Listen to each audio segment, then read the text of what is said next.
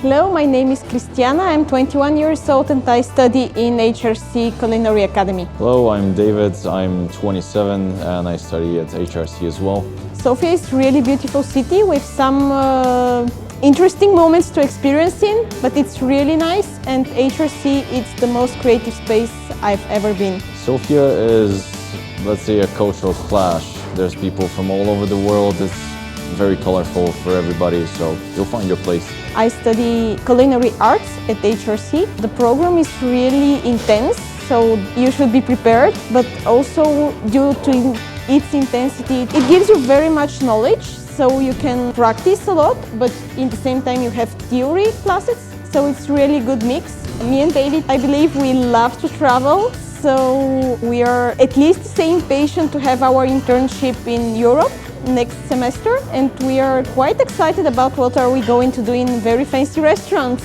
I chose to study in HRC because it's a leading culinary institute in Eastern Europe, and also I want to develop my chef skills, so to say. I chose HRC to study to become a chef because we have top-of-the-line professors and chefs that are actually giving us very important skills for us to begin our new career.